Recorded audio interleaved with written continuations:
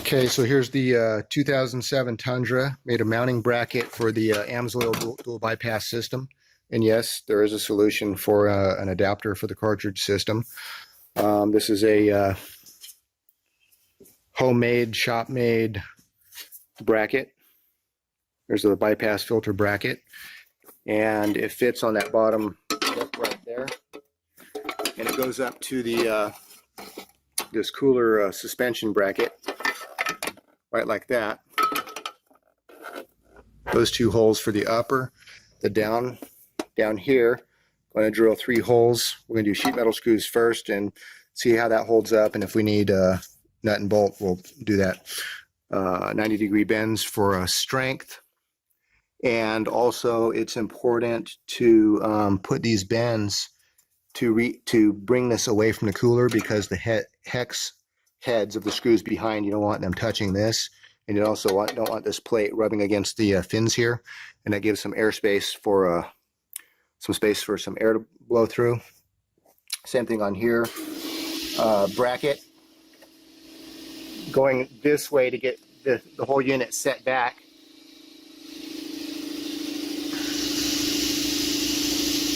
So the bottom mount, 2 big sheet metal screws, and this thing is solid.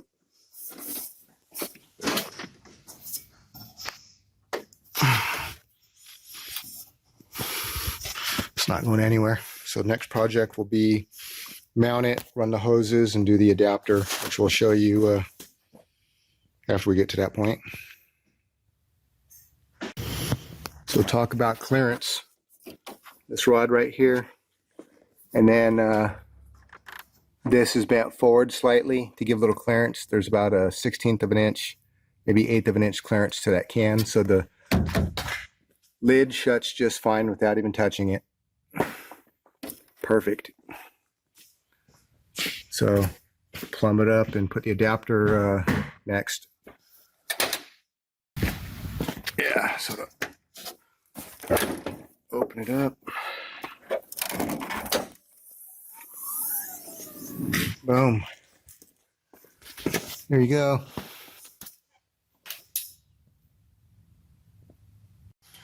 Okay, so now we're on to the filter replacement. So we're going to get rid of this ridiculous cartridge system, and I'm going to put an adapter in here for a dual bypass. That's sitting right there. And what we're going to use is this one right here. Perfect replacement. Let's see if I can route the sides. I think we're going to have to do it on the sides. This is a perfect replacement that fits right in. They also have one if you want to put a spin-on filter on the end of this, but I don't want the spin-on filter. I want the dual bypass. I'll change oil maybe once a year, maybe every 16 months. Not going to be driving a whole lot anyway, but good way to protect the investment of the truck engine. The dual bypass. The filter on the left is the full flow, and that filters to 20 microns, or maybe that's the 20 micron one, and the other one will filter down to 2 microns, 99 point something percent. So basically it's like having a clean oil change as you're driving, and mount it up front. Not only do I have extra oil, which is good for cooling, because I'm gonna have an extra like 1.5 quarts, maybe even almost 2 quarts extra with all the lines and everything, but also it's up front and it's gonna stay nice and cool, be air cooled, and a lot of oil and cool. So torque it to 40 pounds, and then I'll back it out up to 340 degrees, and it'll still maintain a seal up to wherever I want those nipples to point to run the lines up through and onto the right side right there. All right. Okay, so this is the final hookup. Got these hooked up. We still have to add oil to these, and then pour oil in the oil inlet. So these are routed here, down under the bumper, somewhere in there. Oh, right there. Underneath, and then back up under here. So here, from that brace right there and then straight up to the adapter. I also have that petcock installed. It's a Tomo brand, I believe.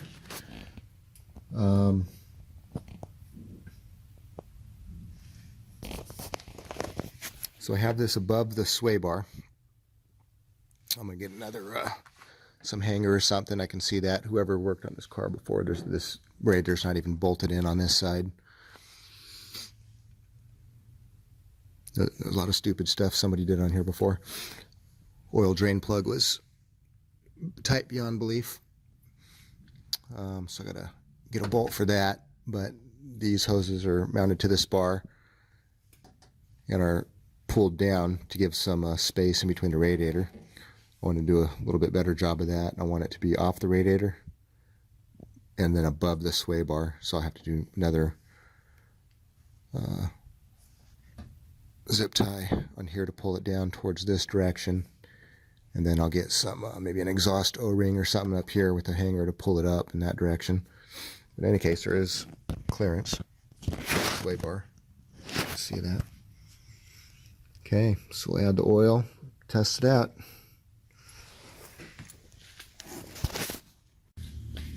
Okay, so the system's complete. Before we started it up, I filled both the regular filter, which actually this is the regular filter, 20 micron Amsoil one, and then this is a 2 micron bypass filter. And so I filled these up. I put 7.4 quarts in there, ran it for a little bit, kept checking the oil, and I put 2 of these in there. So there's a whole 10 quarts of oil for this 5.7 liter 2007 Tundra. 10 quarts brings the dipstick level to full. With 7.4 plus another, 2.5. I also added 4 ounces, about 10 ounces of arc oil friction modifier. This is one of the best ones you can get in the States. I like tungsten disulfide. But this boron variation is really good, and it's comparable to the tungsten disulfide, which is half the friction coefficient of molybdenum disulfide. As far as oil, I couldn't find Redline, which is my #1 choice. #2 choice for oil is Amsoil, and #3, I don't know. Royal Purple's not bad, but I use that anyway because that's all I could get my hands on short term. So it's complete. No leaks. That leak right there is from the oil drain when we drained it. This little petcock on there to turn for easy oil sampling and draining.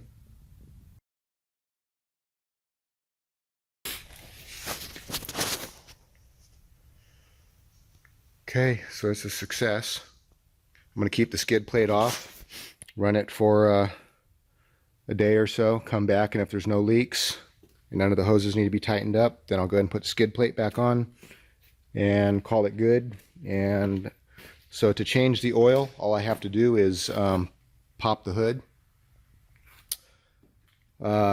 drain the oil out of that petcock. I don't even have to take off the skid plate, and lift my hood, and it's right here. I just unscrew these and replace these when needed. This one's good for 60,000 miles. This one I'm not sure, maybe 10 or whatever, but with the cleanliness of the oil, I'm looking at, once a year. I have 2 other Subaru wagons and a Datsun pickup, and so between all those, I don't really drive the Datsun anymore. 77 Datsun pickup. Got a 98 Subaru Legacy, 5-speed, 2.5 liter EJ25 engine, and then I got a 2001 Subaru XT 5-speed turbo model. And between those two, I drive the silver one probably the most, except in winter I drive the 98. And so I won't even be putting a lot of miles on this, but I have a insurance policy right here that this thing is going to last for years. I also got the magnetizer. I don't care if anybody believes whether magnets can have any benefit on fuel. because it's not a dipolar molecule like water, but there are clusters which are asymmetrical in nature, and they are polarizable. And I can have all the data from Temple University and etc. It does work. Department of Energy uses it, military, DOT, you name it. And if you charge the water, what happens is that it keeps particles in suspension, prevents scaling. And I also have a water wetter in here. And you put the opposite charge on the air, and that causes them to come together more effectively in the combustion chamber. And when I get time, I'm going to figure out how to put my patented plasma ignition on this vehicle, which is using these coil-on plugs. And it's the world's most efficient and effective plasma ignition that basically obsoletes every racing ignition ever developed. It's way beyond that. It can actually ignite water on contact, instantly dissociating the hydrogen and then igniting it, and that acts as a igniter for the rest of the fuel mixture. You can actually lean an engine way out with my ignition, and the temperature actually will drop like over 100 degrees Fahrenheit. So anybody who thinks you always have to get overheating when you lean an engine out doesn't understand the combustion physics or the science with plasma ignition and what it does to thermal efficiency. But in any case, pretty happy so far, except I just recently changed the starter in here, and the Toyota engineers should be fired who came up with that design. $1,150 dealership deal. I saw the videos on people doing it, and I don't want to touch it. But in any case, about do a 4,000 mile trip. I have gotten a little over 18 miles to a gallon, almost 19 on the highway. Actually, on one stretch, I got a little over 20 miles to a gallon on the highway, which beats pretty much most of what the claims are for these 5.7 liters. That's with all this, the friction modifier and the old oil and some other stuff. I also have a pedal commander in there. I usually drive on eco mode. But in any case, looking forward to, I'm actually looking forward to changing the oil a year from now, or two. All right, checking it out the next day, driving around. The oil leak is all sealed up good.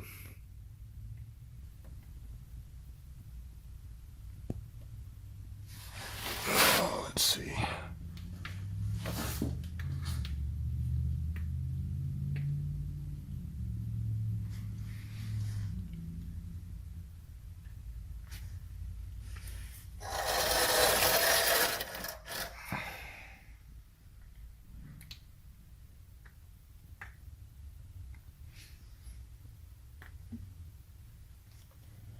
Might have to do something different for here if the skid plate hits that.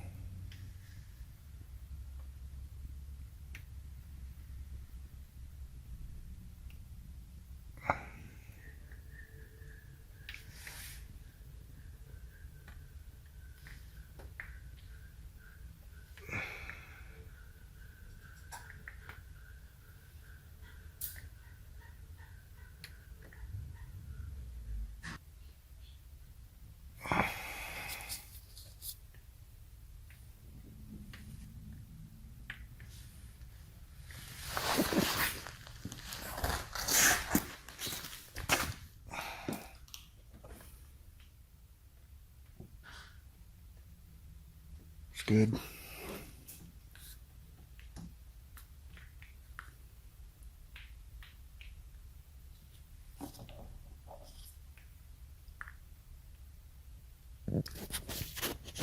All right, it's the job. So last thing is I gotta mount this horn somewhere else. Believe it or not, this actually fits. Lid closes with absolutely no problem. I'm just concerned about water getting in here. I want it facing down. So I might just maybe bolt and nut right here. I gotta extend the wire harness a little bit over there, and should be fine. All right, I'm just adding a 5-inch extension to the horn wire, and I'd recommend just doing one at a time so you don't get confused about which lead goes to which, because in this bad lighting here, it almost looks like the same color. This might be darker and it might be lighter. But in any case, I'd recommend using the Teflon coated wire, the PTFE stuff. Make sure to shrink tube it, and then I'll clip this, put the other one in, and we'll have it extended about maybe 4.5 inches, something like that. Okay, almost done. Got all done. I'm just going to put it in the tube, and I'll see if I got some other plastic tube, but not too worried about it. This Teflon stuff is real strong, good high temperature stuff. I didn't have any of this corrugated business on hand, so I just slid a vinyl tube. That'll work for now. Well, actually that'll work for years. So I'm gonna hook this clip back up on here, feed it behind here, and then we'll plug the horn in right here. Should be good to go. So I just mounted the horn. Got the tube coming around here. I should have made it a couple inches longer, but with that right there at 90 degrees on that bolt right there, I didn't even check for clearance for this rod or mechanism. And it's like it's made for it. Look at that clearance right there. That rod and that horn.